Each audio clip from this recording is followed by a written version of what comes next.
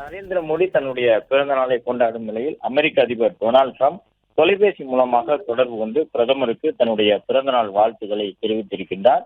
அதன்படி இந்த வாழ்த்து செய்தி என்பது முக்கியத்துவம் பெற்றதாக பார்க்கப்படுகின்றது. ஏனென்றால் இந்திய பிரதமர் நரேந்திர மோடிக்கு எதிராக பல கருத்துக்களை வணிக ரீதியாக, வர்த்தக ரீதியாக, வரி விதிப்பு என்ற அடிப்படையிலே டொனால்டு டிரம்ப் தொடர்ந்து வெளிப்படுத்தி வந்தார். இந்த நிலையில்தான் இந்திய பிரதமர் நரேந்திர மோடி அவர்கள் பல துணிச்சலான நடவடிக்கைகளை எடுத்திருந்தார். அதன் காரணமாக சீனா, ஜப்பான், ரஷ்யா உள்ளிட்ட நாடுகள் தங்களுடைய பழைய நட்புறவை இந்தியாவுடன் மீண்டும் புதுப்பித்திருக்கின்றன.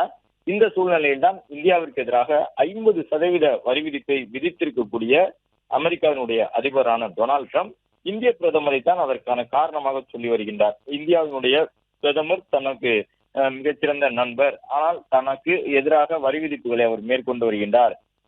அமெரிக்காவிலிருந்து இறக்குமதி செய்யப்படக்கூடிய பொருள்களுக்கான வரியை தொடர்ந்து உயர்த்தி வருகின்றார் என்றெல்லாம் குற்றச்சாட்டுகளை முன்வைத்திருந்தார்.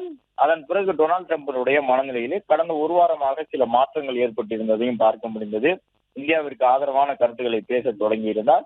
இந்த சூழ்நிலையில் தான் தற்பொழுது உலகத்தினுடைய பல்வேறு முக்கிய தலைவர்களும் அடுத்தடுத்து தொலைபேசி மூலமாக தொடர்பு கொண்டு இந்திய பிரதமர் நரேந்திர மோடி அவர்களுக்கு தங்களுடைய பிறந்த நாள் வாழ்த்து செய்தியை பதிவிட்டு வருகின்றார்கள். அதன் அடிப்படையிலே அமெரிக்காவினுடைய அதிபர் டொனால்டு டிரம்பும் இந்திய பிரதமர் நரேந்திர மோடியை தொடர்பு கொண்டு பிறந்தநாள் வாழ்த்து செய்தியை பதிவிட்டிருக்கின்றார். இதன் மூலமாக இந்தியாவிற்கு எதிராக அவர் மேற்கொண்டு வரக்கூடிய இந்த வரி விதிப்பு நடவடிக்கையிலே சில தளர்வுகளை வழங்குவதற்காக முன்வரக்கூடுமா என்று எதிர்பார்க்கப்படுகின்றது.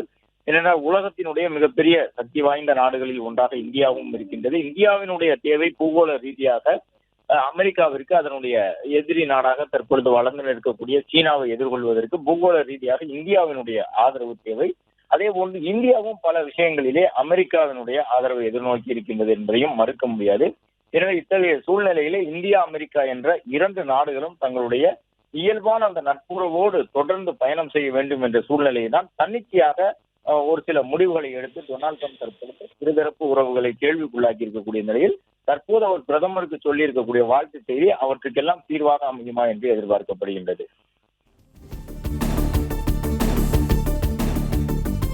பிளே ஸ்டோர் மற்றும் ஆப் ஸ்டோரில் இருந்து பாலிமர் செயலியை QR கோடு மூலம் பதிவிறக்கம் செய்யுங்கள்.